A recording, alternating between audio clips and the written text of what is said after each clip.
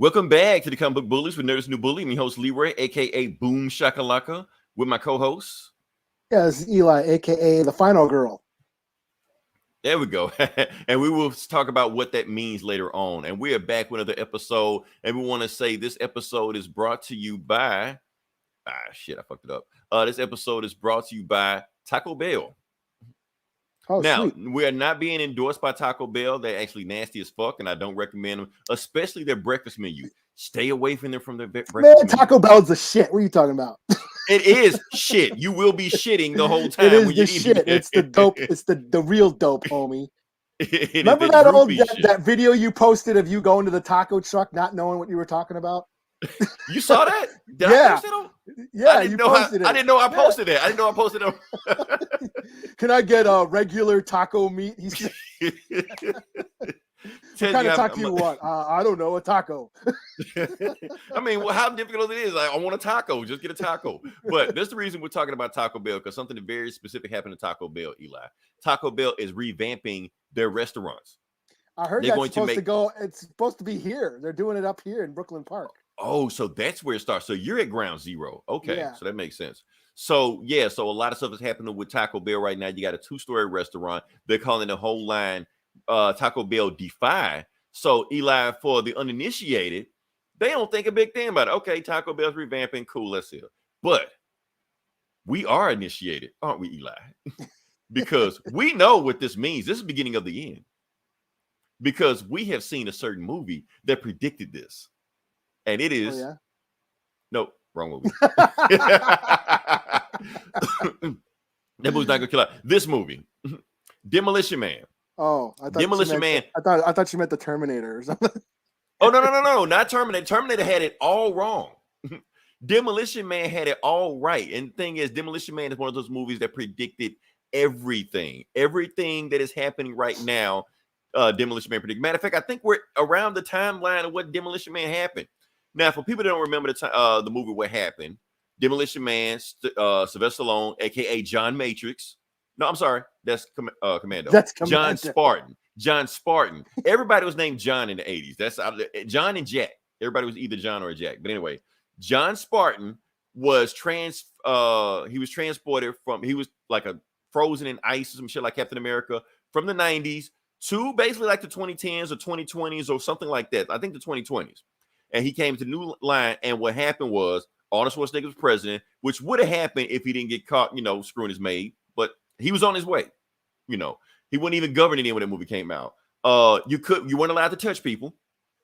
All you could do is that little hand thing right there. Everybody communicated through social media. They predicted that. Nobody used toilet paper anymore because they couldn't find any. Oh, I remember that. Yeah. Taco Bell started the food chain wars, killed off every fast food restaurant there was, and they was the last fast food restaurant left. So you eat a high scale Taco Bell, that's where you went to. You want to take a nice date, you go to Taco Bell. And you weren't allowed to say anything offensive anymore, because if you did, it was a federal offense. So it was allowed to the trolls that lived underground to cause havoc with everybody else that lived above ground that was just nice to everybody, because if you say anything mean, you get canceled.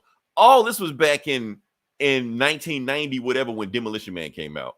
And that weird ass hat. Damn. Not that. I keep wanting to say this. And that weird ass hairstyle that Wesley Snipes wore. Everybody's wearing it now. Now, not me. Actually, not yet. It's only a matter of time, Eli. So Demolition Man predicted all this stuff. So the fact that Taco Bell is about to start the food chain wars and about to end everything and have all of us eating Taco Bell, that's the beginning of the end. So that's the beginning of the zombie apocalypse right there. Not COVID, not the Delta variant, not the Omega variant, not the Lambda variant. No, this Taco Bell taking over. That's the end of the world. So that's all I gotta say with that. I think we spent too much time on Taco Bell, especially for this. They're not paying us to sponsor us. Oh, another thing about Taco Bell, they got the weird ass anime commercial. I'm like, what is up with that? I don't know. Anyway, Taco Bell's awesome, yo. Had that shit yesterday. I eat there all the time, but I do prefer Taco John's to Taco Bell. I find Taco John's far superior. I don't That's know just what a me. Taco John is. We got a Taco Casa down here. It's like Taco Bell, but not Taco Bell. Yeah, Taco Casa. Taco But House. it's weird. We got a taco house here. Yeah. Everybody got a taco. And plus that food truck I ate at the other day. I don't remember the name of them, but whatever. Okay. We got regular taco meat. Right. All right. So Eli, did you get a chance? We're just gonna just breeze through. Like I said, we actually watched a bunch of TV this week. Well, I watched a bunch of TV this week, and we're just gonna just breeze through these topics. Eli, did you get a chance to check out Marvel Studios' What If? I finally did tonight. Yes, I finally gave it a look. Oh, so you were watching it right before we. Man, let me share the link while we're doing this. Okay. So quick review. Like I said, we're just gonna just fly through these topics. What'd you think about it? I thought it was fine. It was fine. It was entertaining. Animation was cool. Action was cool. I particularly laughed my ass off when she punched the Nazi in the knee, and he went, "Oh!" Yeah, I thought she punched him in the nuts at first. I think they wanted to punch him in the nuts, but they were like, "Oh, this is Disney. You can't do that." But hey, she broke his knee, which was just as brutal, and I thought I laughed out loud. So yeah. I mean, punch him in the nuts would have been, striking down the patriarchy, stuff like that. I suppose, yeah. But so they probably but it was cool. I mean, yeah, we got to see Peggy Carter as Captain America or Captain Britain or whatever the fuck. That's the thing. Why didn't they call it Captain Britain? Because Captain Britain is a thing in the comic. I guess they saving that for later on. Yeah. So, and Steve Rogers got to be Iron Man or got an iron suit, and it was, which is a plot hole, but just go with it. Just whatever. Okay, it's what if. It's what if. It's what if. You could just do whatever you want to do. Everyone can calm down. It doesn't matter. It doesn't matter. people were freaking out because they changed it back, but they changed the Twitter header. They changed the profile pic to Captain Carter, to Peggy Carter, and everybody just lost their mind. Ooh, they're destroying our. Even in America, Yeah, even in the beginning, where the Watcher has to explain, "Hey, y'all, this don't mean shit, so don't take it too seriously." Right? Like he got to give a disclaimer. Yeah. But it was fine. It was cool.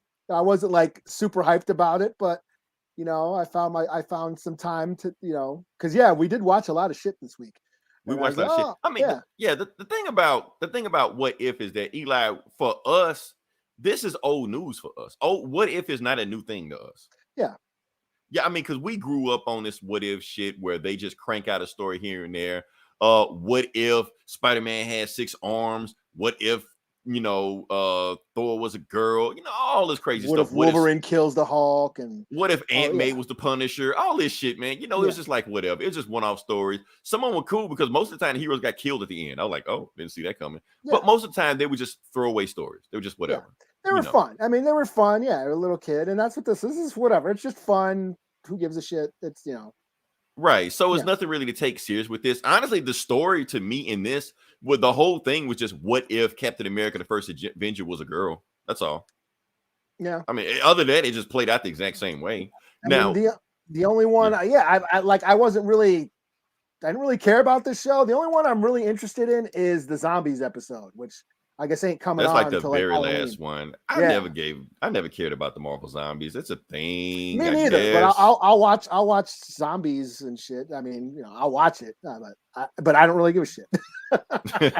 That's the thing. So if people were expecting us to get like super hyped about this, I will say this, Eli, the animation was awesome. I love the animation of this. Yeah. Just the stuff they were doing, the moving they were doing. It reminded me of the Fleischer cartoon, the 40s Fleischer Superman cartoons.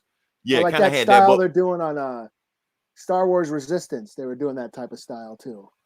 Okay, so you think it's maybe like the same animators or whatever? Yeah, Disney. I mean, Star Wars, Disney, Marvel, same motherfucker. I mean, you can see the money. You can see the money up there. Yeah. So my whole thing is about that. I liked it. It was cool. You can see the money on screen. You can tell when they just took a shot that was from the movie and just cell shaded. You could tell it stood out from everybody else because everything else like Captain Carter.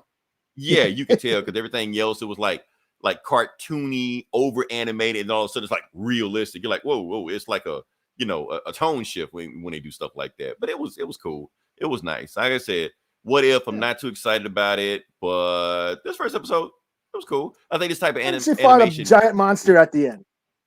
Now, a lot of people saying that's Shumo Gura. I may be screwing that name up. From Marvel's Capcom. May or may not be. May just be a random tentacle monster, Oh. or maybe the monster from Marvel's Capcom. I almost got a screenshot, but I forgot about doing it. So just whatever. But yeah, that's my thing about it. So let's move on past it. Like I said, we got a bunch of other TV shows. We got it. Okay, so Eli, you probably didn't watch this, but did you get a chance to watch Titans? No, I haven't watched any of the Titans. Yeah, like none yeah. of it. Never. I've never watched it. The only DCU show I watched was Swamp Thing. So. Which was awesome. I'm not even gonna lie. I haven't watched Doom Patrol. Haven't watched Titans. I hear Red Hood's on this one now. Red Hood is on this one. That's the best thing and the worst thing about this show. I'm trying to see if I can get this. That has me interested. Like, and he's heavily featured in also. I'm trying to see if I can. Yeah, let me see. I'm just show you a glimpse of it before they flag me. But yeah, Red Hood is on the show. They show Jason Todd getting beaten to death by the Joker. All that is in the show. So, but here's the thing. All of that is in the first episode. Oh, nope. I'm screwed up already. Remove. Anyway, yeah. So all that was in the first episode with that. And the thing about it is that I think it flies by so quickly that you don't have a time to like really take in what all is going on. Like Jason Todd is dead. Boom. Red Hood is here. Boom. Some other stuff happens too, but I'm not going to spoil it for you. I will spoil one thing for you, is that they actually show a scene where they show Bruce Wayne's like alternate recruit Robins that he was planning to capture, and he's got Carrie Kelly, Stephanie Brown, and Duke Thomas on there. So they show the footage there. So like, okay, you got it's just like real quick, and then Dick kind of got mad and like, what the hell, you recruiting? You got a list of other Robins you're gonna recruit in case one of us get killed off? He was like, yeah, just that. Before we get flagged. I'm pretty sure we got flagged already, but yeah, that's the thing. So yeah, so that's my thing. It flies by so fast. And the third episode, Eli, actually pissed me off because I think they took Red Hood in a direction. So it's all the episodes are on there. No, they're not on there. They just the first 3 episodes dropped. Okay. I don't know how many, I guess it's 10, 12, whatever. I think 13 is like the magic number for these Teen Titans shows. But the first 3 episodes drop, and the first 2 I was into it, and the first 3, Jason Todd does such a character shift that he's never done before, that has never been associated with the Red Hood, that it takes me out of the show. I'm just like, maybe you shouldn't did that. And then we talk about the 3rd episode. You know, like Jason Todd just does some really out of character shit, you know. So, and plus the character plans, it's not really sold on him. I think he's still too bratty, even though in my mind that's how Jason Todd always been. You know, yeah. But Robin was like that when he's a little bit more. Robin, yeah, is like that. Yeah, Red Hood isn't. You know, that's why. Right, Red Hood isn't. He's not all bratty and stuff like that. But this one, he's definitely coming off bratty. So I'm just like, I don't know if I can get down with this. But the show is entertaining. The season 3, the way it started off is definitely. I feel like the strongest out of all the other seasons they've had in these Teen Titans shows so far. You can tell HBO is spending extra money to get the show looking good. Nightwing is on there, like I said, I just showed you. They got like a shitload of Teen Titans on there, but half of them I don't care about. I pretty much only care about when they get to like the Red Hood, Bat Family type stuff. Everybody else, I don't give a shit about. Don't give a shit about Hawk. Don't give a shit about Beast Boy. Don't give a shit about Superboy on this show. We had. Yeah, he's on the show. Yeah, we had Scarecrow. I kind of like, but even then they gave him too much time. Wonder Girl, I wouldn't mind more of her on the show. That's just me, you know. But yeah, other than that, I'm into it. I just like it. I'm just hoping this Jason Todd thing, this character switch reveal for me, I think it's too. I don't know. It's too out of character for me. But that's my thing. Let me just keep going on. So we got, like I said, Superman. Oh, is there a new episode? Shit. I didn't watch it. That's the thing I keep trying to tell everybody, that the season isn't over. Everybody assumed the season was over already. They keep like skipping. They like there wasn't an episode last week, and then there's it's like I can't keep track of when the hell is the new episode. Yeah, it was like COVID did something, anything like that. But yeah, last week a new episode came out, and it was I'm not going to tell you. I just said basically what's the dude's name? Morgan Edge came back trying to take over Metropolis, stuff like that. But the MVP of the show was my boy, Steel, because he had this awesome thing where he like threw the hammer like across the city, stuff like that, smacked some chick, some super, and Oh then it flew damn, back man. to him. Yeah, shits are getting spoiled and shit. Yeah, I mean, it was the most awesome shit of the thing. I gotta represent, man. Like I said, if John Henry Irons can still do some cool shit, I gotta show it. We still got that nasty taste of Shaquille O'Neal in our mouth. So anytime he does some awesome shit, I gotta show it. So yeah, so shout out to John Henry Irons. That's all I was. Just that scene right there that I want to say it. But moving on past that, Stargirl, suck. I don't got any screenshots. I just want to let you know that it is back. Now, here's the thing. I was actually a fan of last season. I thought last season was actually pretty good. But this first episode, I was like, what? And plus, it's been so long since the last season, I forgot what happened. People are showing up like, wait, didn't they kill that person? That person's back? Isn't that person bad? That person's good? Okay, whatever. So, yeah, that's all I got about that. But yeah, Stargirl's back. Not on it's on CW, so it's not on HBO or anything like that. And I think that's it for me. I think I'm TV'd out. So I'm gonna pass it to you. It's on you now. Okay. I flew through it to give you time to breathe. Okay. So, well, let me take your time. Let them use you. Let me share a screen here. Okay. Okay. So this week or Monday, I should say. Monday was the premiere of Reservation Dogs on Hulu or FX, whatever.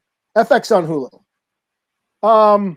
So this is the very first TV show with all native actors. Well, not everybody's native. There are some non-native characters. There's some black folk. There's some white folks. But the natives are all played by real natives.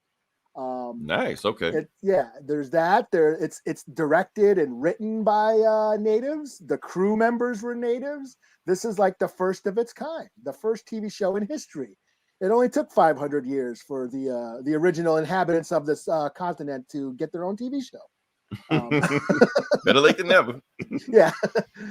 We're not quite there yet. This isn't prime time. This is on Hulu. We aren't, this ain't on ABC, following Blackish or Full House or anything. But we're still we're small steps. We're getting there. I mean, to be honest with you, streaming is kind of the way things are going now anyway. So like, who watches ABC anymore? So this follows a bunch of kids on the res in Oklahoma. They are trying to raise money to go to California. They want off the res. They're sick of res life and the despair that goes along with living on a reservation. You follow these 4 teenage res kids as they do a bunch of grimy dirt, stealing trucks and trying to sell stuff to meth heads and stuff, and just trying to hustle their way out of the res, because one of their friends died. So they are mourning the loss of a friend. So it just follows this sort of coming of age, slice of life story about these kids on the res, and it was really cool to see. Like I said, representation matters. We, as a native, I don't get to see that hardly ever. And this was cool to see that, to see real authenticity and real representation. Us being the demographic for once. It was funny. It had some poignant moments. It does highlight, some of the despair of growing up. Obviously, their friend is dead. We don't know how or why, but there is that element. There is a sorrowfulness growing up on the res, but there's also a bunch of funny stuff too that happens, and they're just highlighting indigenous resiliency, the ability to move on and to remain resilient and smile and laugh in a world that kind of sucks. That's hard to do, to be able to smile in the world when there's so much sorrow in the world. So if you got a chance to laugh, fucking do it. So a lot of cameos. We have Mike and Funny Bone. They're rappers. They play these little 2 res dudes on cruising around. They're rappers and stuff. Also, let me see if I can get this going. Okay. I made this. There's a scene where the main character has here. I had to make this. So there's a scene in where the main character sort of has a vision and he's being visited by this old native spirit, but the native spirit is kind of a dumbass. Okay. He says, he's like, yeah, I was at the Battle of Little Bighorn, but my horse fell over and crushed me, so I never got to fight. so that's like his spirit that's watching over him. And he's played by Dallas Goldtooth, who's one of the 1491s. They're like an online comedy group. And yeah, that was one of the most memorable scenes of him. And so I made this. I thought, I turned him into a Force ghost, so and it's already going viral. I already posted it on Twitter and it's getting a ton of likes and shit. So nice. Okay. I see the Photoshop skills. Yeah. It's out in the ether. But yeah, it was really nice to see natives on TV. About the only critique I got is that, the comedy could be a little dry. That's just me. Sterling Harjo, as a filmmaker, that's just his style. And I'm just, I got a fucked up sense of humor. I laugh at people getting their heads cut off in horror movies. And this comedy is a little dry, dry humor. Yeah. But so you think it's a little safe, you think? Yeah, that's just me. That's just a taste thing. It's just a minor critique, but I got to keep it real. But other than that, yeah, we saw the first 2 episodes. I think they're airing every Monday on Hulu. And yeah, I'm stoked. Like I said, we're in a time that's like a native renaissance, between this, Rutherford Falls, Deb Haaland in Congress, what's his name? Dogface, the guy skating and drinking juice on TikTok,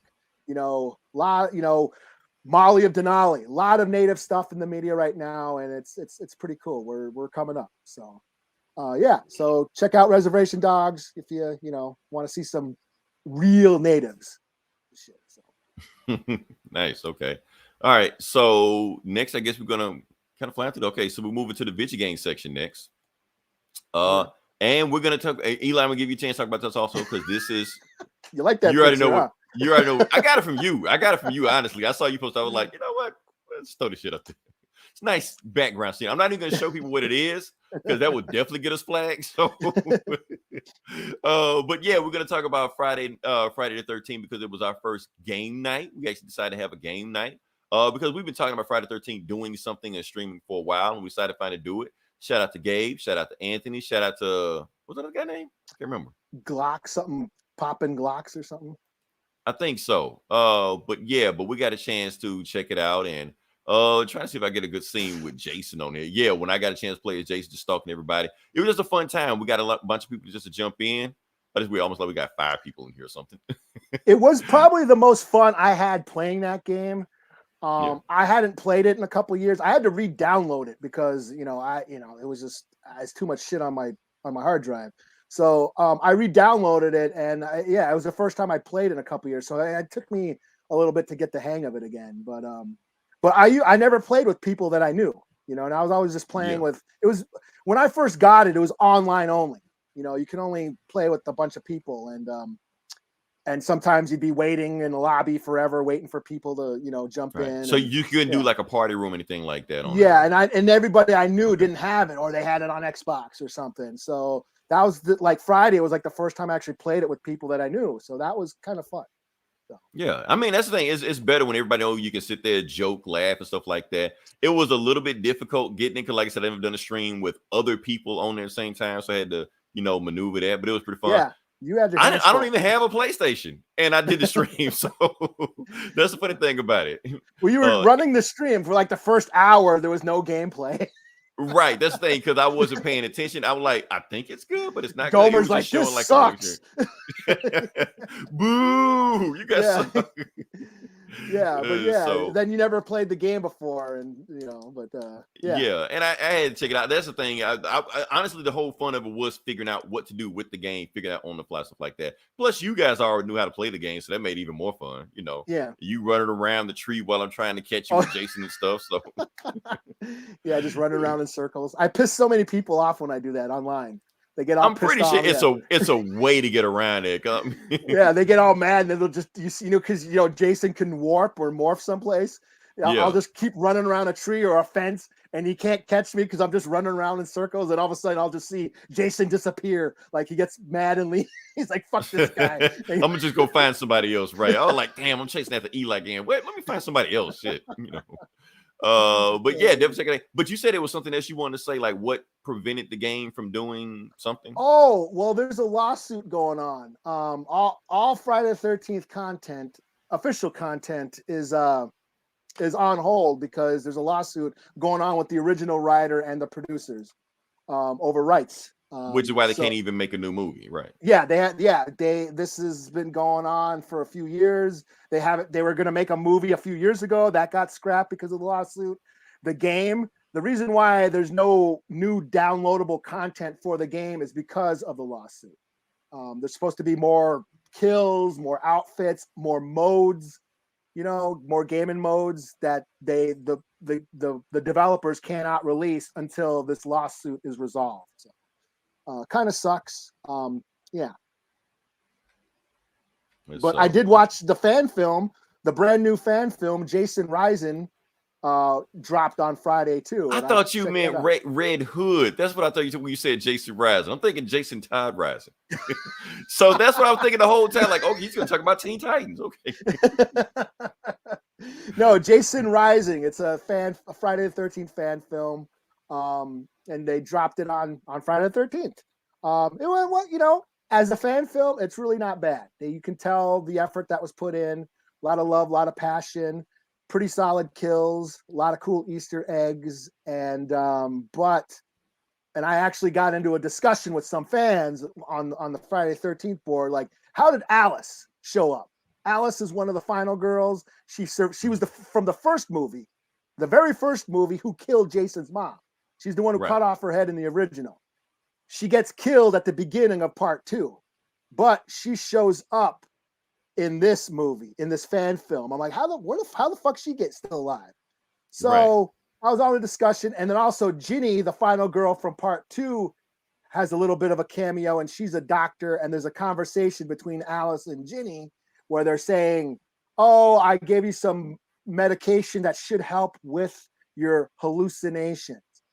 So that sparked all this debate online. Like, maybe it never happened, right? Maybe it never happened. Maybe that Alice had hallucinations because she lived in the city, and how did Jason go all the way to the city to kill her, and blah blah blah blah blah. And but doesn't every horror movie does that? It always maybe it's a figment of your imagination, Yeah. Because a screwdriver to the brain, that's pretty, if she survived that, then she's hard as fuck. But I was like, what the fuck is she back? But they actually got the actual actress to be in it, make the cameo. So as a fan film, it's pretty cool. There's a lot of fan films and, Jason movies that are on YouTube. Never Hike Alone is a good one. Vengeance is a good one. So I enjoyed it for what it is, it's a low budget, but you understand they did a good job with what they had. So, I give it a thumbs up. Cool. Can't complain about that. All right. So next part of Veggie Gang section is going to be on me. Eli, I am super hyped for this. Actually, hyped for this. Yes. Tomorrow, technically it's tomorrow, technically it's today, but tomorrow we'll be recording late. They finally going to drop the Black Panther DLC for Marvel's Avengers. Okay. So I'm excited for that one. I've been waiting for that for a while. It's going to be free. Trying to see if I can get a screenshot of that one. Oh, I need the game. You need the game first, though. You need the game first. Yeah, they're just going to just give you the character for free without the game. So, yeah. So, yeah, all you got to do is get the game. And I'm trying to see if I can show you what he looks like on there. But they dropped all kind of, they're really hyping the hell out this game. I think they got the Dora Milaje on there. They got the dude that did the voice for Kratos that the dude on this one. They said the campaign's gonna be like 8 hours or something like that. Like you're gonna have some time playing it. So, and it's pretty much gonna be like single player. So you're gonna be playing this game for a while. You can just buy the game probably just for this, especially if the game is like cheaper now. And yeah, here we go. Yeah, since it bombed or whatever. I think like $20. Yeah, it bombed. They're like, please buy this game. It's based. You can feel it. It's just like this Black Panther is kind of like their make or break, their do or die. Like if this shit don't work, we're screwed. It's free. And it's free. Like, please buy the game. Let me see if I can show you that shit one more time. So That's the thing. So they showed all what his moves are, what his superpowers are going to be. It's going to be single player mode. You fight his Claw. I mean, you fight against Claw. I think Crossbones also in the game, stuff like that. So cool stuff. You know, can't complain about it. Yeah, let's move on past that. Now we can move on to the next part of No, get out of that. I don't know if you heard that or not, but anyway. Like I said, this is Comic Book Bullies, where we talk about the comic books. We talk about the next section. And Eli, we're gonna do Batman 89. You should go first. Me? Yeah, because it was I'm going first? right. Yeah, you should go first. You know why? Because it was the number one selling book this week. Okay. Yeah. Even with all the what was that shit? The free comic book day and stuff. It's bad that we don't know that. We should know this. But it is what it is. Oh, okay. Let me get my images because I got a ton of images to share. I mean, I was gonna throw it up, you know. Yeah. Well, no, I actually took screenshots and what have you and all that shit. So cool, I can go deep. Okay. I can go deep into this. So let me get prepared. Okay. Whoops. Where's my... Hell, I didn't even get prepared. I didn't get a chance to get the screenshot. Share screen. So Batman 89. What's his name? Sam Wise. What's his name? No, that's the Hobbit. Sam. Yeah. Sam Wise. Fat Hobbit. God, this is Sam Ham. That's easy name. Sam Ham. Sam Ham. Yeah, he wrote the original Batman script. So you got that? Let's see. Yeah. Okay. So that's just a variant. That's just a variant cover. So basically, this is was supposed to be the third installment of Batman 3. Tim Burton was originally supposed to direct a third Batman movie, but you know, Warner Brothers was like, they didn't like what he did in part 2 and Batman Returns. It was like, okay, this is just too dark. Because they couldn't sell any toys from it. Yeah, Catwoman's running around in a stripper outfit. We can't. We got to market that. This needs to be more kid friendly. We got toys to sell and cartoons to push. So they didn't let him direct part 3. So this whole idea was scrapped. So this is what this comic is. This is basically a comic book version of that script of what Tim Burton was supposed to make, and it centers around Harvey Dent. Billy D. Williams as Harvey Dent. Right. Who was supposed to be Two-Face in the third movie. That's what they were setting it up as. Yeah. Yeah. And it just sort of follows, you know, him campaigning against masked vigilantes. You know, he's seeking help from Commissioner Gordon and Bruce Wayne to get support for his campaign. And it sort of foreshadows his transformation into Two-Face because, you know, Commissioner Gordon, likes Batman and Bruce Wayne is Batman. So you can tell that their friendship is going to get fractured over this whole thing. Also, we have some interesting background stuff. Harvey goes back to his old neighborhood and meets an old friend. In Burnside, which is this thing you can see this is kind of new because Burnside is in the comics, but it's like in the New 52 comics while they wrote this, you know, for today's time. But yeah. Yeah. He meets an old friend. He kind of tells him about how, you know, don't forget where you come from. Always remember your roots. And then we have. And he's also saying like he has a dual identity where he has to be one person, you know. Yeah. You know, in the hood basically, but when he's in front of, you know, the city of Gotham, he has to be somebody else. So he's like a dual identity, which also playing in the whole Two-Face thing, you know. Yeah. And then we have a scene where a kid robs a store for some food to feed his family. And he gets chased by Batman. And then a Robin shows up and they get into a fight. Let's see. Can I get to that? Let's see. Boom. So there's a Robin. So a masked person sort of fights off Batman and so the kid can escape. And then he tells the kid that he'll pay for whatever. So this kid is sort of watching over the hood. And it's supposed to be Robin. Now, this Robin was supposed to be Marlon Wayans. Yep. They actually casted him, you know, but like I said, it never got made. So But he was so close to getting the role that he still got royalties from Batman Forever. Yeah, because he actually tried out for the suit and everything. So he still got paid and still get points for everything. So yeah, that's pretty good. So yeah, pretty interesting movie. I think they said even Catwoman was going to show up again. Like in the later issues. Yeah. I mean, this was a lot of fun. There was a ton of Easter eggs in this. I was wondering, did you see it? Okay, so you saw it. Yeah, I broke this shit down. There's a ton of like Tim Burton Easter eggs, especially. So right here we have Lock, Shock, and Barrel, the little trick-or-treaters from Nightmare Before Christmas. Nice. Okay. Yeah, right there we have Lydia from Beetlejuice. Played by Winona Ryder. There's the Beehive Lady from Mars Attacks. There was also Jim Brown from Mars Attacks in here somewhere. I couldn't find him again. I was like in a hurry. But then, Mars Attacks references. Here is the sort of jack-o'-lantern from Sleepy Hollow. And this is what's her name? Summer. Is this supposed to be Summer, that reporter? That is Summer Gleason from the animated TV anime cartoon. There's a lot of like influence you can tell from the cartoon. Like Commissioner Gordon looks like he is from the cartoon. Yeah. Even though he didn't look like that in the movie. But yeah, that definitely does look like Summer Gleason from the anime series. Because she didn't exist in the comics, I don't think. And then we have Prince as the Joker. I saw that. Yeah, Prince shows up. Yeah. Party man. Trust. Yeah.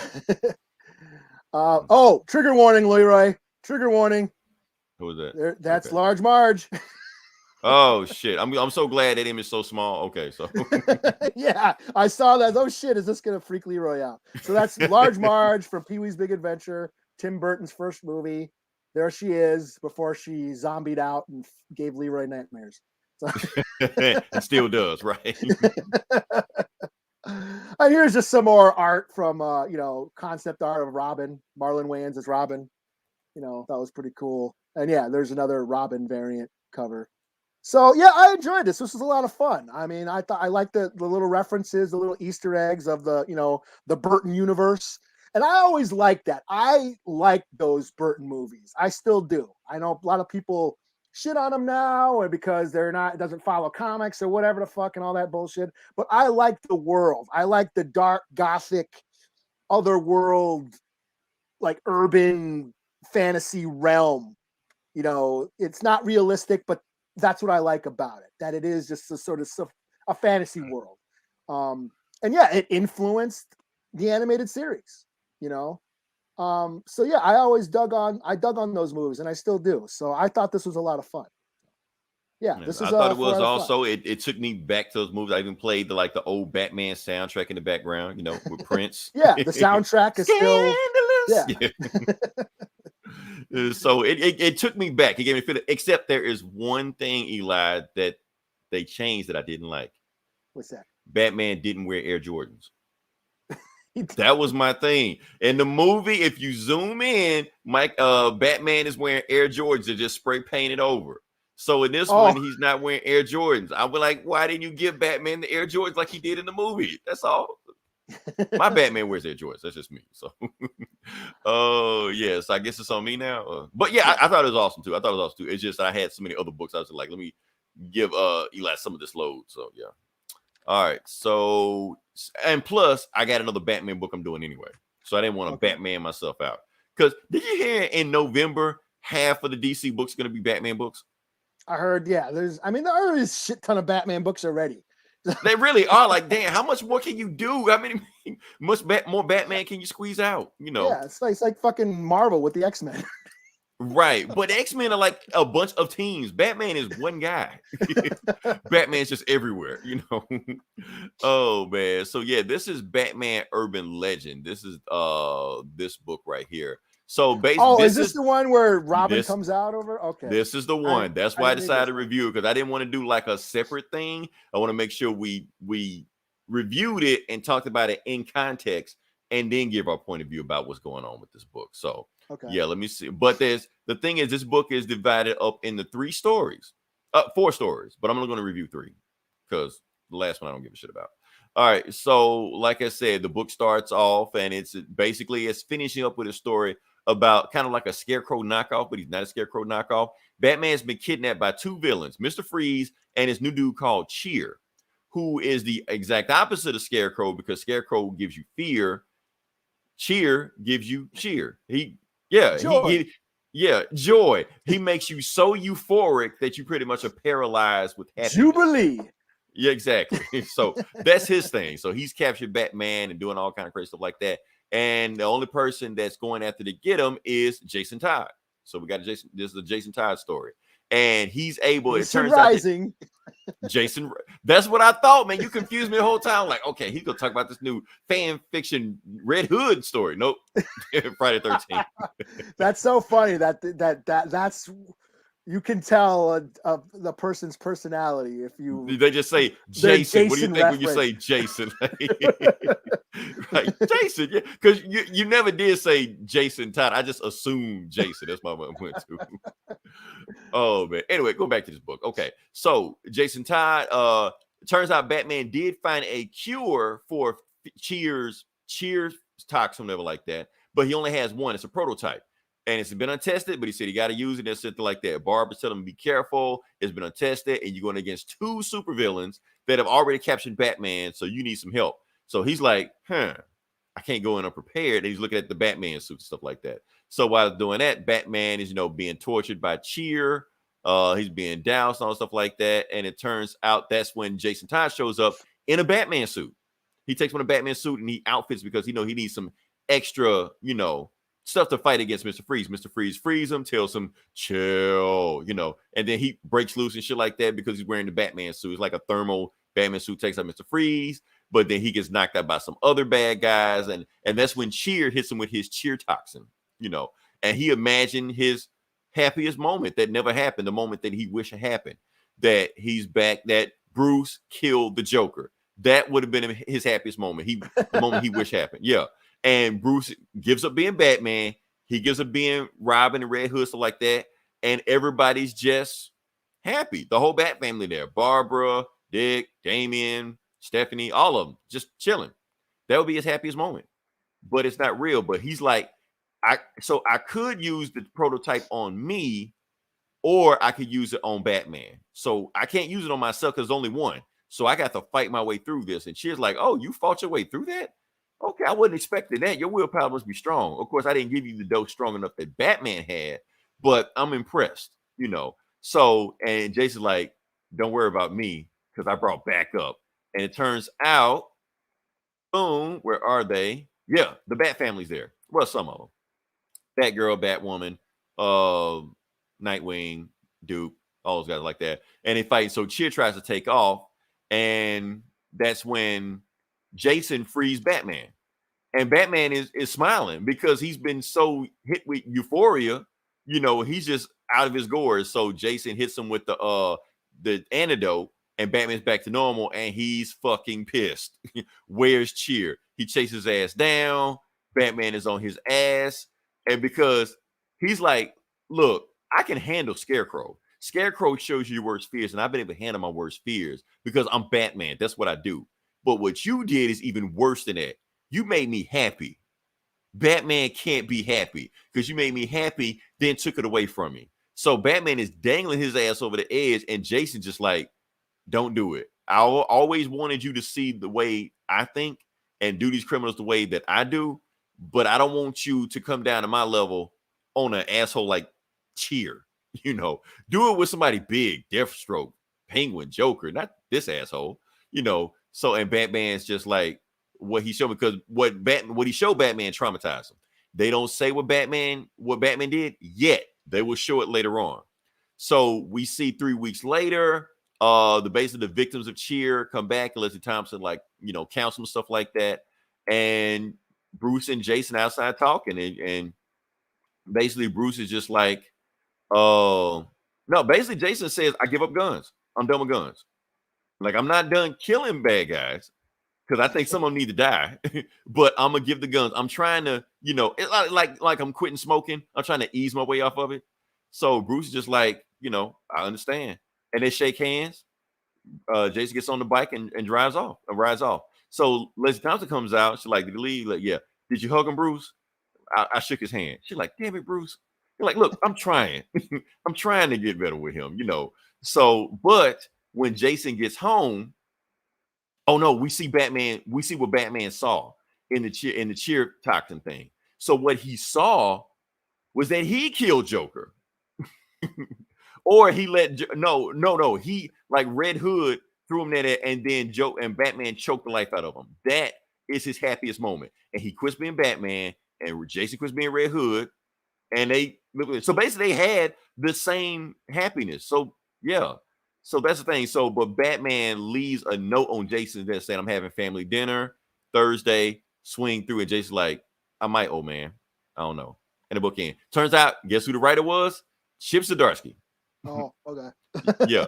So, all right. The next book, I'm gonna just fly through this one because we want to know what happens to the next book after this one. Basically, Wonder Woman versus Zealot. Zealot is, remember that Wildcats character? No, yeah. I don't. What? Oh, did you read Wildcats? Not really. No. That the Jim Lee book? Yeah. Wildcats was Jim Lee, right? Wildcats? Yeah, that one. No, okay. No, I never really got into that. I'm gonna show you Zealot. I'm not gonna. Okay, Zealot. Her, you know her. Okay, yeah, I seen her. Yeah, okay. Yeah, that's Zealot. Okay. So anyway, she's trying to assassinate Maxwell Lord. Wonder Woman's trying to stop her. That's the book. Okay, moving on. So, Tim Drake. So Tim Drake is trying to rescue his quotation friend from this cult that's trying to kill him and sacrifice him for something, whatever like that. And he's other bunch of kids, and Tim is there, saves them. And when he's saying them, the boy he rescued, what is his name? I can't remember his name. Anyway, I can't remember his name, whatever it is. He's like, "Why are you acting like Batman? You don't act like Batman." So he tells him, "You need to get out of here." He's like, "I'm not going anywhere. I've been training." So him and the other guy fight off these cult members one-on-one, and they beat all of them up. And the whole time, oh yeah, he's saying like, in case we die, tell Tim Drake I wish we could have finished our date, and Tim just smiling, and then they go back fighting again. Turns out these two just beat the hell out of everybody, just knock everybody out, and that's pretty much the story. Yeah, they just fight everybody. So yeah, the next day, we get to the end. Basically, what happened is Robin is having like a conflict of interest. He's like, "I need to quit doing things Batman way. I've been conflicted this whole time. I need to start understanding who I am as a person. So, and I know what I want. I know what I want to be, and I know what I want to do." So he goes to that guy's house, like I forgot the guy's house name, and basically takes him up on his offer. Yeah, Bernard, that's the name, Bernard. Okay, he was like, "Yeah, I'll take you up on your offer." The end. So, and another book about Black Canary and Deathstroke. I don't care. Let's talk about this. Okay. So let's talk about this thing that is cutting the internet by storm about Robin is gay. That's what the headlines are saying. Not bi, not LGBT, just saying Robin is gay. Not which Robin, just a Robin. So they don't know that it's like 4 or 5 or 6 or 8 different Robins out there. They just saying that all of them are gay, One of them's a girl. One of them's a girl, right? So they don't know. They're just saying that. Actually, probably the coolest one was a girl. Right, exactly. Carrie Kelly was the shit. Carrie Kelly, that was the one everybody like. I was like, "Oh, Robin's a badass." Okay, but like I said, this is Tim Drake. Honestly, Tim Drake is my least favorite Robin. I don't really give a shit what they do with Tim Drake. I feel like with Tim Drake, they don't know what to do with him because all the other Robins have identities. Nightwing is the cool one. He's the older brother. Jason Todd is the badass. Damien is the ninja assassin, heir apparent, Ra's al Ghul, trained, whatever. The little shit. He's the little shit. The asshole, yeah. But Tim is just Tim. He's just there. So it's like they don't know what to do with it. Honestly, I feel like, in my opinion, they probably should have just erased him from continuity when they rebooted this shit 3 reboots ago. You don't need all these damn Robins. They just there. So they feel like they need to do something with them. So fine. If you want to make them bi, make them bi. I don't care. I do like the message of the story. The basic message of the story is just be yourself. That's all I'm trying to say. The whole point of the book, which I was trying to say, be yourself. Don't try to be like Batman. Don't try to be like this other person.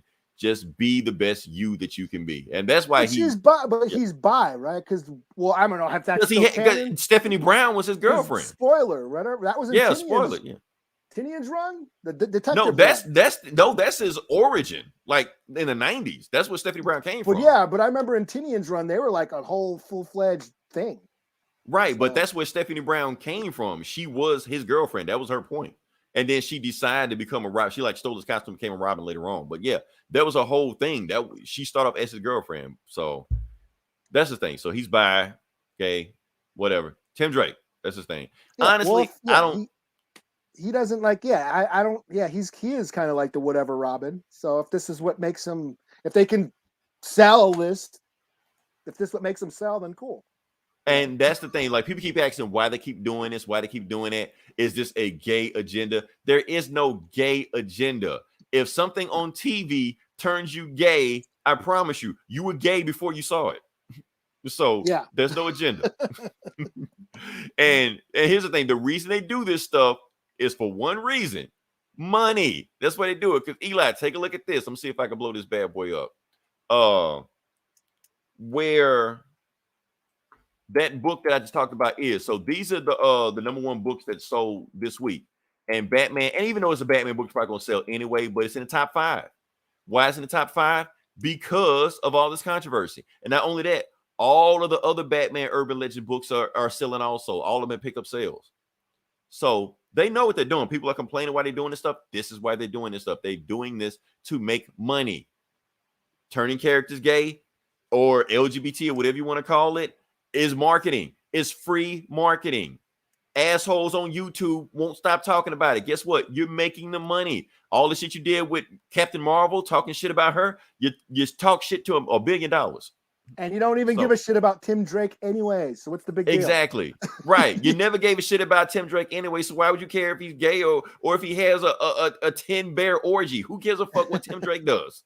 That sounds awesome. I will fucking read that. I would buy that book. Yeah, I'll buy that for $1. Yeah, it's just the same old shit. Everyone, complaining about stupid shit that they, everyone complaining about fucking Tim Drake being gay, be jerking off to stepmom porn and lesbians and shit. So shut the fuck up.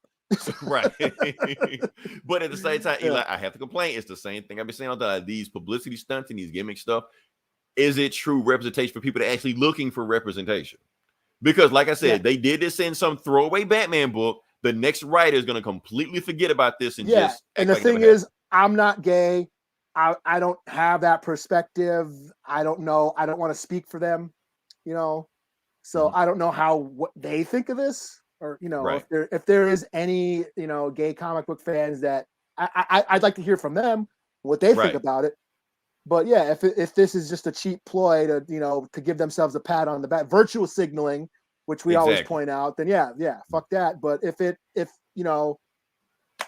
gay kid, a gay comic book fan reads this and is inspired to hey, cool, right, more than something just lip service in a throwaway book, actually do something with it, Yeah, and it is kind of obvious they did. It is kind of funny they did this with the least interesting Robin. Yeah, like. It's not Damien, even though is Damien even old enough to? It doesn't matter. Whatever. Everybody get flagged for that shit. Right. Leroy said that. The views of Leroy do not represent the opinions of comic book bullies. Disclaimer. But the funny thing is we came a long way, Eli, because remember Seduction of the Innocent back in the 50s when they kept saying all this weird shit about Batman and Robin and all these jokes about the ambiguously gay duo about Batman and Robin. DC had a mandate. They wanted to make sure that they kept that shit away from Batman and Robin. Old Uncle Frank Miller, he suggested that with Dark Knight Returns and why he made Carrie Kelly female. Which actually made it even more problematic. Well, yeah, but always suggested that Batman is kind of a creep. Right. With these little boys running around and stuff like that. So yeah, it is problematic, but yeah. But yeah, it's all satire. It's all poking fun at everything. Batman recruiting teenage girls bring up a whole nother list of problems. But yeah. Hey, but to his credit, Carrie fucking sought him out. So yeah, she was awesome. She was awesome. I love Carrie. Yeah, Carrie's the shit. I mean, in Dark Knight 3, she's like full on Batman. She is Batman or Batwoman or whatever. Batgirl, Batwoman, Bat Kelly. Bat person, yeah. That person, Yeah. So that's my thing about it. So we've come a long way where they no longer have the stigma of keeping Batman and Robin. Oh, they're straight, because Batwoman only exists because of the rumors of Batman and Robin. So give him a girlfriend, So that's my thing. Yeah, I think it's and to all the parents that have a problem with gay shit, oh, I don't want my kids being exposed to blah blah blah blah blah. If your kid is gay and that's your attitude, well, that's why they're not coming out. Right. Because you're making them feel ashamed of themselves and shit. Exactly. You're doing more damage by that. You know, if your kid Right. can handle a man and woman kissing, Right. or if you let your kid watch violence versus two people kissing, you're fucking them up. So right. Yeah. All you doing is just sheltering them and just keeping the shit away from you. That's all. Yeah. So they just automatically okay. I need to know just to cut my parents out of my life if I'm going to go this route. That's all they're doing. So you're hurting yourself if you do that, parents. So yeah. Oh shit. I think I talked. Oh, and there's, like I said, another book, Black Canary, Deathstroke, is leading to another Deathstroke Incorporated book coming up. So I might pick it up. Sounds pretty cool. I just watched that Deathstroke cartoon like a couple weeks ago. The gods and monsters, the demons and dungeons, or knights and dragons or something. Yeah. Animation, man. Some of them animation, like sometimes there's cool animation DC movies, and then some animation. DC is really cutting corners nowadays. Yeah, that's what I'm saying. When I looked at this, Captain Carter, what if shit? Yeah, I looked at the Captain Carter shit. I was like, y'all need to step your game up, DC. Y'all used to like rule this shit, but now you got this Captain Carter shit. It kind of kicking your ass right now. You know, you used to be the gold standard, but now you want to cut corners left and right and stuff like that. So, shit, it's on. Even though we kind of shared that, but yeah, it's on you now. I didn't even read that, so I don't. So I don't know how we shared it. Yeah, I just heard that he was gay, and I was like, oh, okay, cool. But there's so many Batman books. Like, yeah.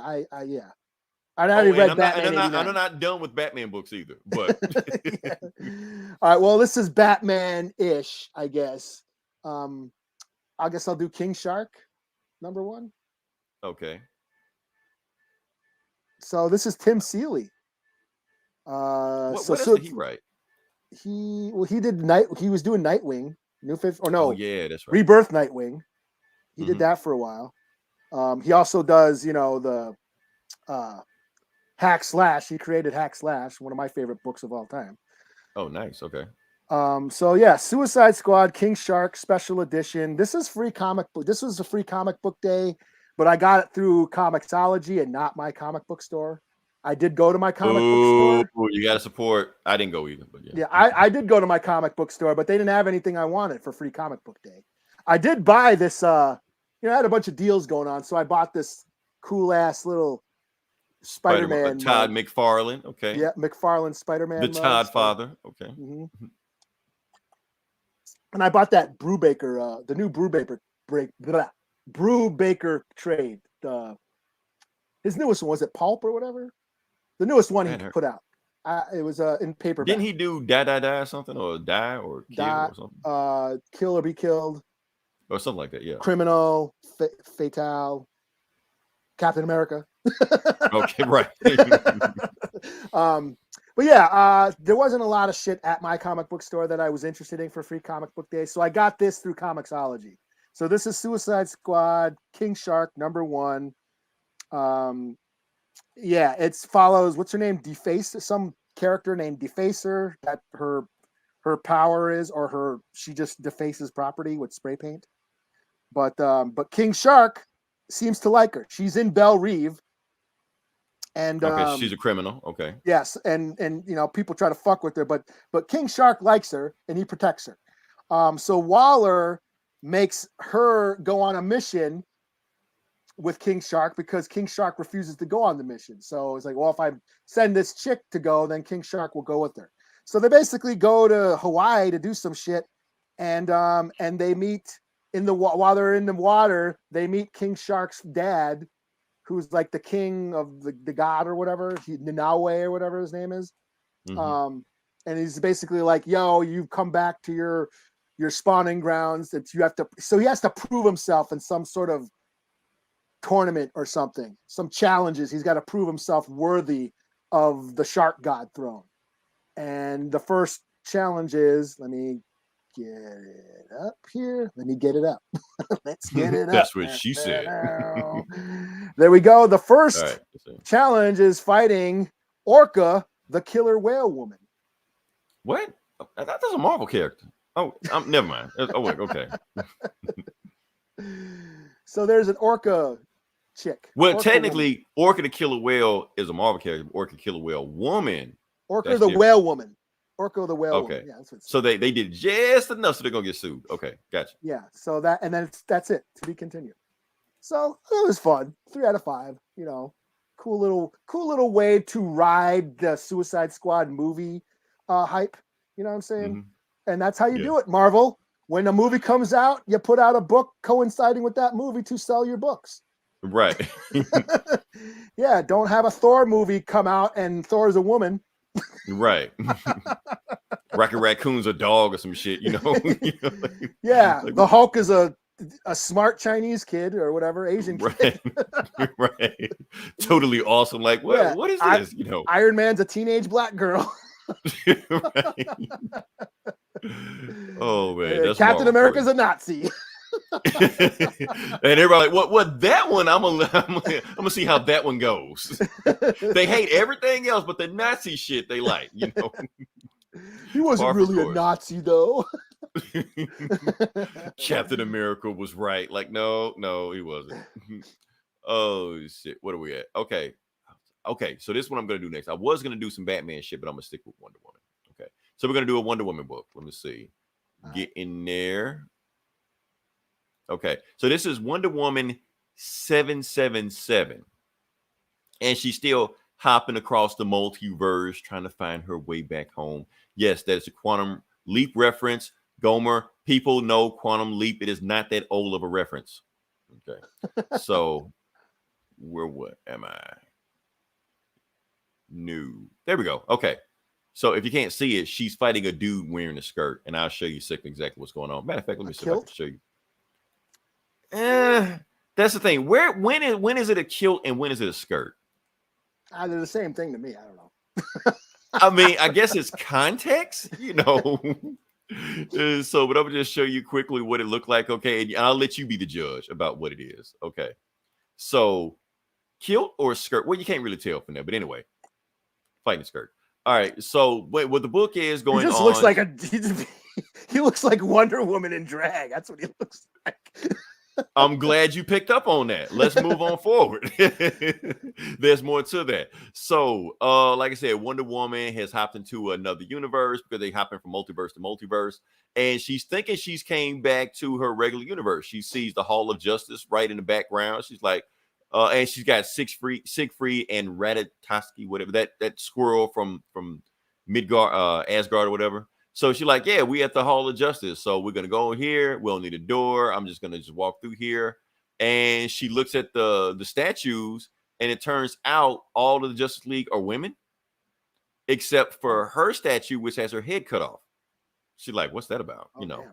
So she get there and she sees, you know, a chick look like Martian Manhunter. She's like, and she thinks it's Miss Martian. She's like, hey, you know, Martian Manhunter's niece. She's like, hey, Miss Martian, it's me. She like, I don't know who you are. Like, wait, what? How do you know me? And my name's not Miss Marcia. My name's Marcia. You know. So, and why are you dressed like Dane of Elysium, which is the dude in the dress that we were talking about earlier? So, or kilt, whatever you want to call it. Like I said, we're progressive here at the Comic Book Bullies. So yeah. So basically said, look, since you're a Martian, read my mind. You can tell exactly what's going on. So she reads her mind real quick, and she's to speed. She's like, okay, look, you don't know me. I don't know you. You think you're on Earth 1. You're not. You're on Earth 11. You're in a different world, and basically the world she's on, it where all the men are women and the women are men, kind of like the other, like Earth 23, where everybody's white but black and black but white and whatever, same thing. Black Superman, you know. So that's what's going on with that, and she's basically telling her that, yeah, you're on Earth 11, but we call it Earth 1. Your Earth 1, we call it Earth 11, because why we call our Earth 1? That's us, you know. So moving forward, it turns out it's another dimension hopping villain going around calling herself Janice, dressed like Wonder Woman, but kind of look like a vampire and has this Skype that can slice through reality or whatever. And she frees Dane of Elysium. And they had, meanwhile, at the Hall of Justice, you know, they're talking about exactly what's going on. She's saying she's dimension hopping. she has to get back. And there's this villain after her called Janice that is going around destroying everything. And she's probably on her way here. So, you know, I'm sorry, this is Justice Guild, not the Justice League, Justice Guild. That's all the women group. So Dead Man shows up and she's like, oh, so you must be dead. Man, he's like, well, gender is just a construct. That's what he said, you know, just screwing with it, stuff like that. So anyway, Janice is here, breaks through there, and not only that, she also freed Dane of Elysium, who is Wonder Man. They're definitely gonna get sued for that one.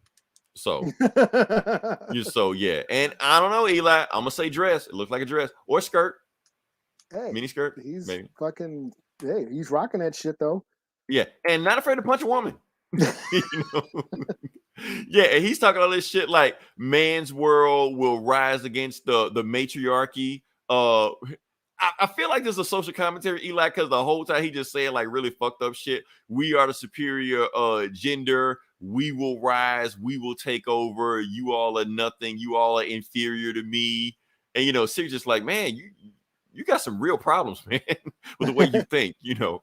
And he's just like, when tomorrow you will be another notch on my blade. He's just like, hour. I mean, tomorrow you won't last an hour. And that's when the Justice Guild just jumps his ass to take his ass out, you know.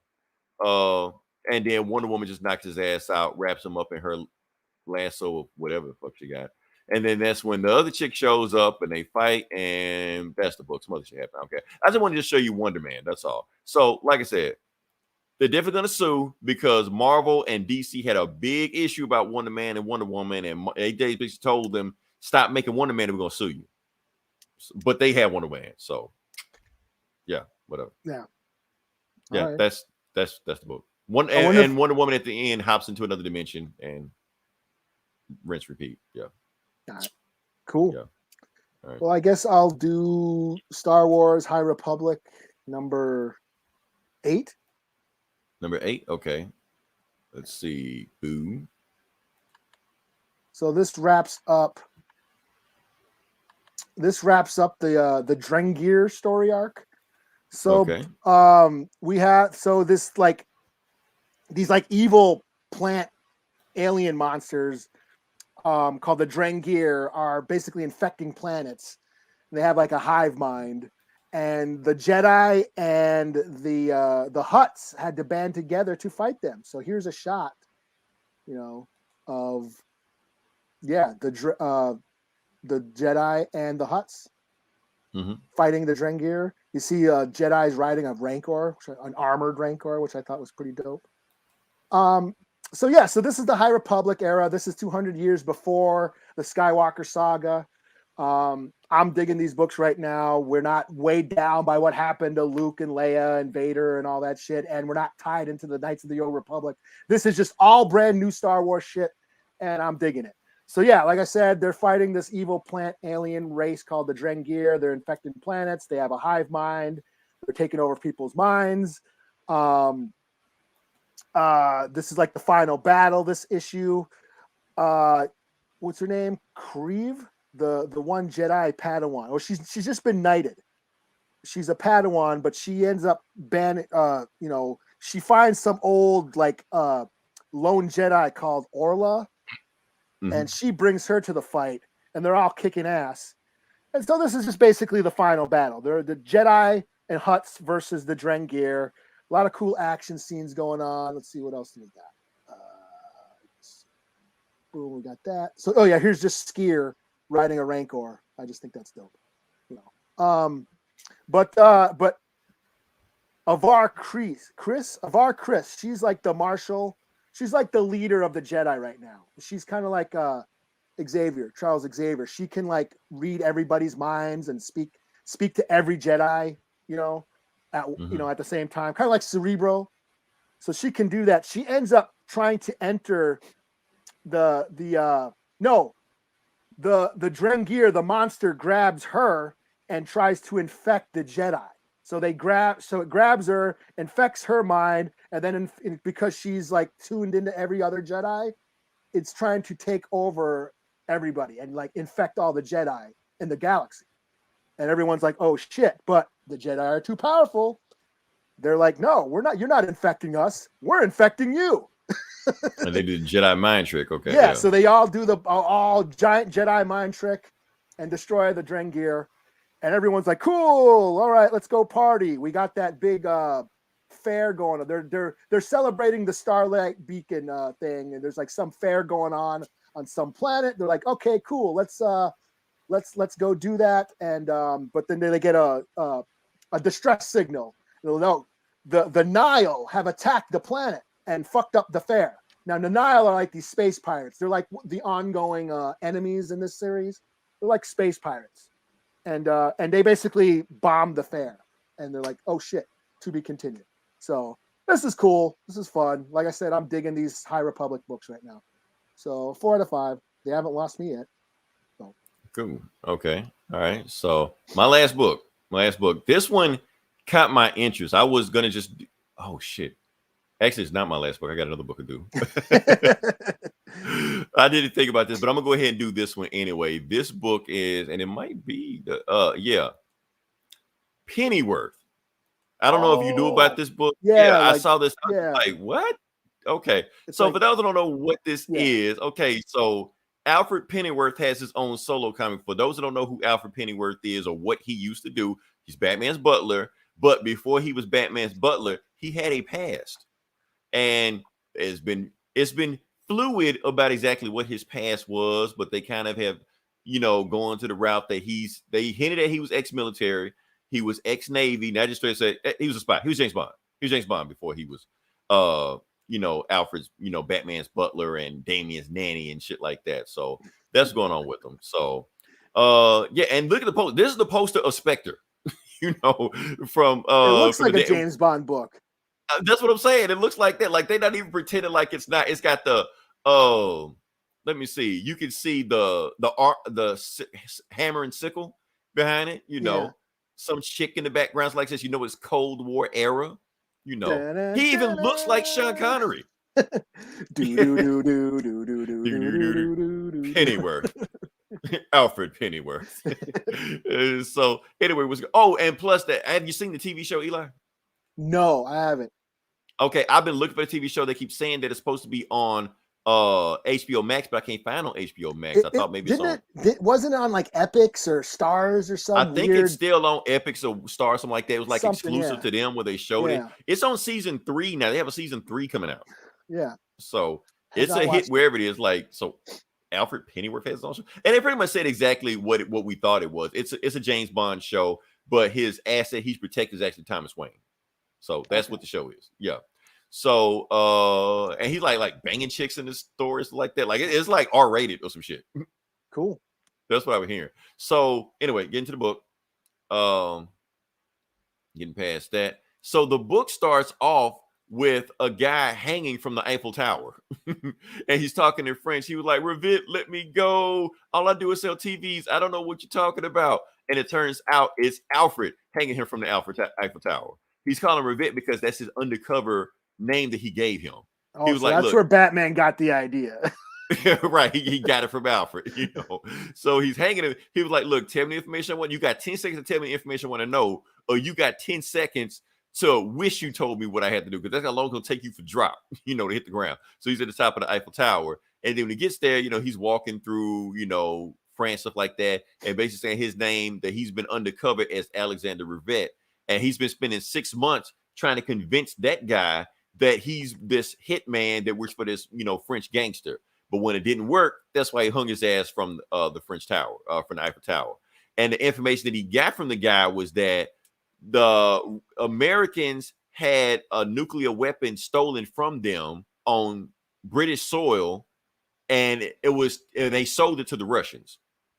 So the Russians have some kind of nuclear weapon, and it's his job by MI6 to get this back. Even though they say MI5, he's not MI5, he's MI6. I'm going to tell you why, and I'm going to break this down for a second, because I learned this from James Bond movies. Now, the difference between MI5 and MI6. MI5 operates on British soil, MI6 operate on foreign soil. Same difference between FBI and the CIA. FBI operates on this soil. CIA is not allowed to operate on American soil. They operate everywhere else. They go around and fuck up everybody else's country. So MI5, MI6, FBI, CIA. That's the difference. Now, back to the story. So I'm going forward and saying MI6. So he goes there, and we're gonna go to the end. And anyway, there are 3 stories in this book.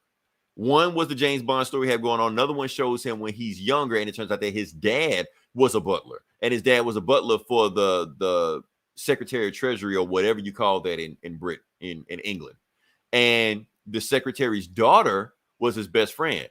But when they grew up, it became his girlfriend, loved his life. And they're both spies, and they go around just fucking up shit like that. So they're on their way to the Arctic Circle, because that's where they're hiding. That's where the Russians are hiding this nuclear weapon.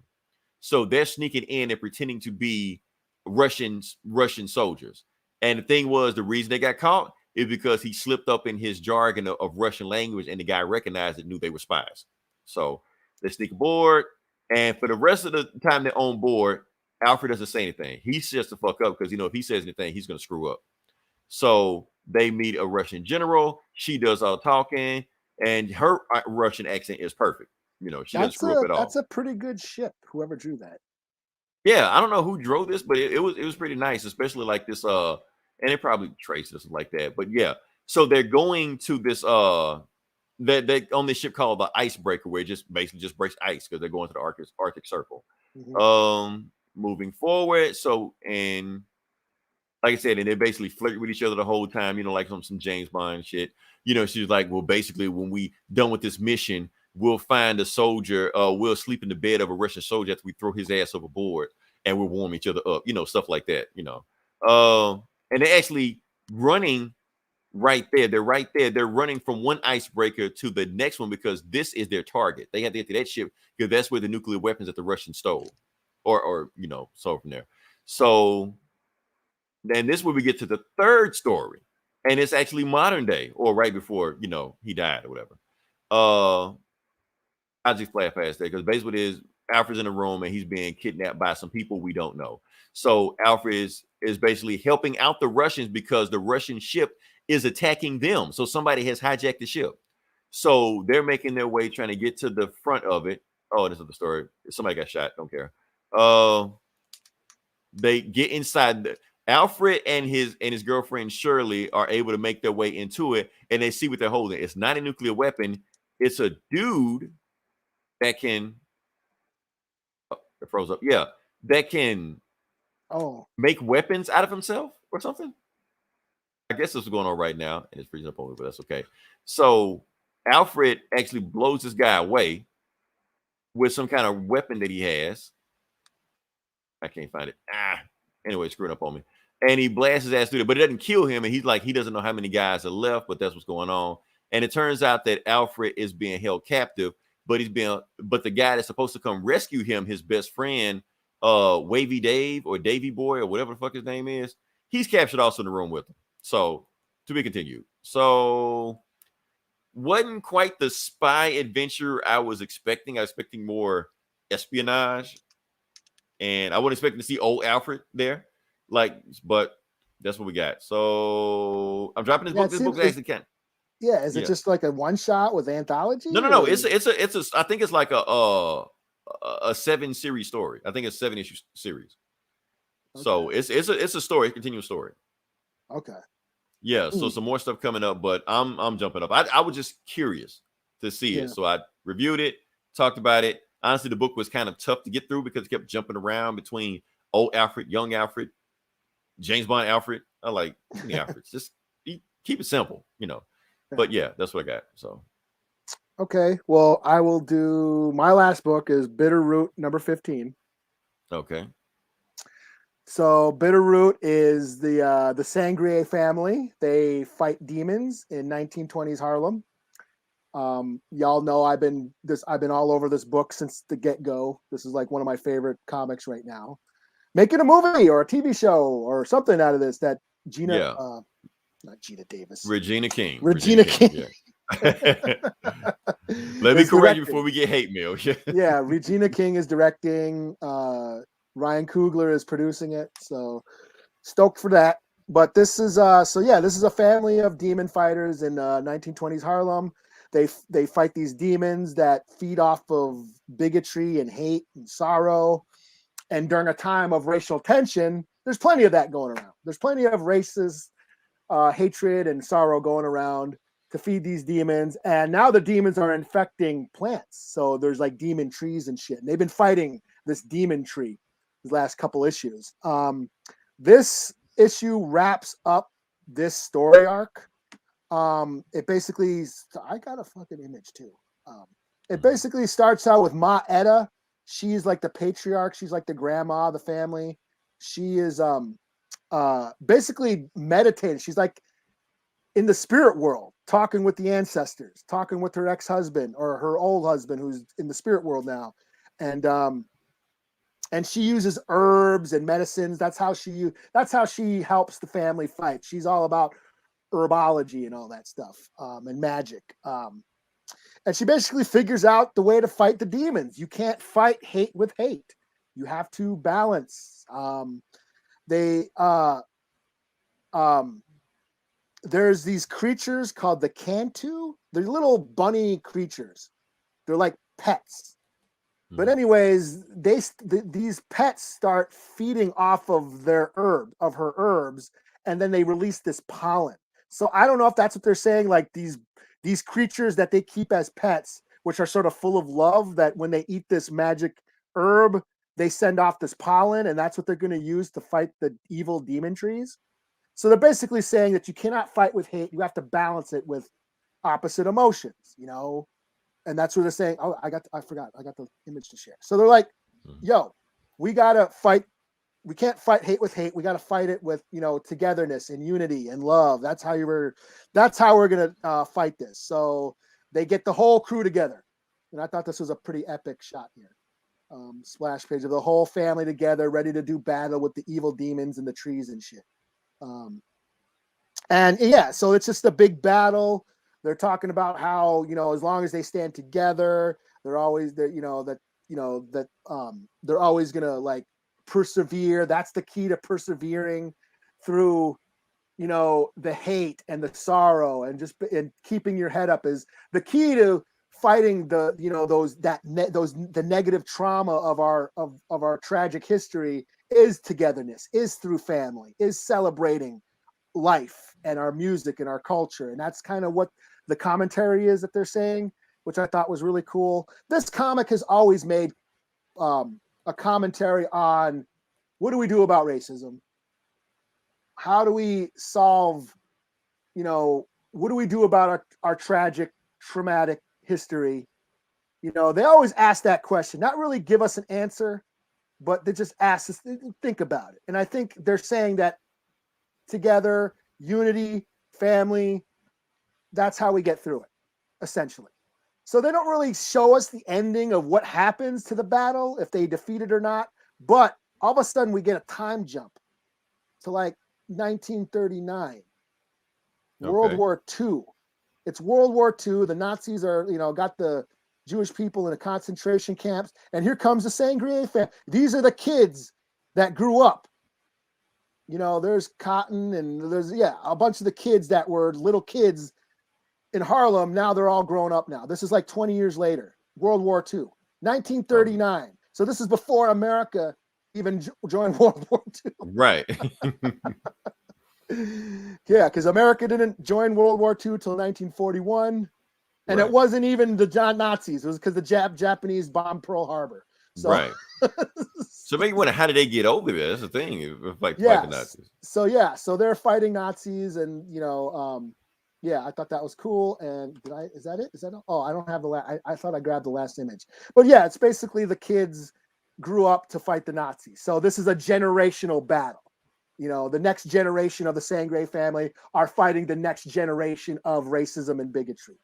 That the fight still continues, and the key to the fight is togetherness, you know, which I thought was pretty cool. And I thought it's cool that, it's 1939, and, you know, they went to Germany before America did. Right. Yeah. So, this is great. I mean, I love this book.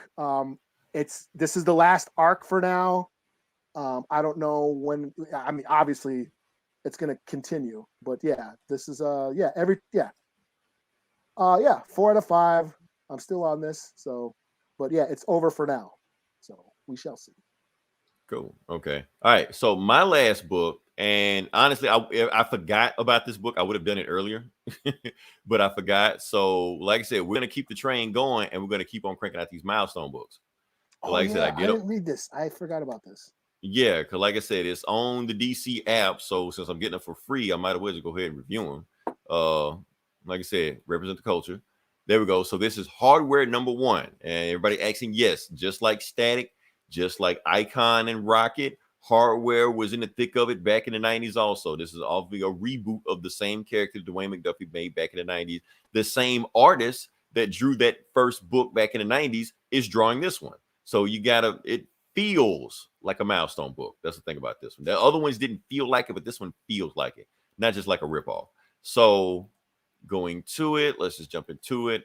And matter of fact, it's even the same cover is made by the same guy. So yeah, so the book starts off with, you're gonna jump into it. So there's been some few changes with hardware that wasn't in the original story. In the original story, when the Big Bang happened, that gave all the Bang babies and milestone superpowers, he actually had nothing to do with that. This time he does. Reason because the company that is responsible for the tear gas that bombed that Black Lives Matter protest, they're blaming it on him. They're saying he's the guy that made the gas to begin with. You know, so they're coming after him, and where he knows they're coming after him, he's putting his hardware suit together, getting ready for them to kick his door in. So they kick his door in with like helicopter drones and stuff like that. And they get ready to just shoot his ass. So he puts some sign of Iron Man shield or some shit, you know, so they can't blast him and stuff like that. So, and he takes those guys out. Oh, and he's had an AI. His AI is called Pop. And I guess it sounds just like his dad or whatever, the way he talks about it. And he blows up his own building. You know, oh, hardware don't give a shit about killing people. I just thought about that. He's one of those, he doesn't have a problem with killing. So he flies out, goes to the top, sees 2 helicopters, blasts them, hits them with a plasma knife, plasma sword. Cool fight scene, you know. But anyway, get to the end. He fights these guys, fight them off. We go to the end, and he goes to the real big bad of the story, Edwin Alva. I think that's what his guy's name is. And he was a big bad of the old story back in the 90s also. Same thing. Curtis Metcalf is the name of hardware. He was this, you know, super smart kid, won a science fair at 12 years old. Edwin saw the value of him and decided to recruit him then. Paid his tuition funds, paid all his money, paid for his inventions, all the stuff like that. But the thing is, all the inventions he made, he has the patents on them. So everything he made, it belongs to Edwin Alva. But the thing is, the hardware armor, he never patented. He never told Edwin he was making it. So this armor actually belongs to him. Anyway, get past that. So that's pretty much the book. Yeah, at the end, he tell him, I'm coming for you, because he framed him for bombing at Black Lives Matter place. But he's trying to tell him, I'm going to find out who really did it, and we're going to get to the bottom of it. And he just flies off, and yeah, that's it. So what is the point of this book? It's kind of random, kind of whatever. But this book is actually Dwayne McDuffie's favorite out of the milestone books that he wrote when he originally wrote the book. The reason because hardware is him. That's the thing about this book. This book is actually an analogy, a metaphor, or a parallel discussion to creative rights. And not just Black people, not just white people, not just anybody. It's about when you create something for a company that you put your heart and soul into it, and now the company owns it. And that's how he felt when he was working for Marvel at the time and DC at the time. He was like, I'm doing all this hard work for you, but you don't value me at all. You're not going to promote me. You're not looking at me to be editor or anything like that. You're just going to just work me extra harder. So fuck this. I'm out. That's why he went to make Milestone. I'm going to go to work for myself, make my own stuff. And that's basically what Hardware was doing here. This book sucks, but the original Hardware story is pretty awesome. Because I reread that story. I'm like, oh, because they took some stuff that he said in the original book and tried to remix it here, like the story with the parakeet trying to escape the cage because he sees the grass, but he flies the grass and hits the window. And it's a metaphor for even though you're free, you're not really free, you know. So it was a better metaphor back then. It's not really a metaphor here. So that's the thing, Eli. It's like the milestone books, they don't have that same magic they had back then. Because those old books, they still hold up. They're still good. But these books aren't holding. Like the art is still good. Because like I said, it's the same guy that's there. But the guy writing it, all they can do is just rip off what was already done before.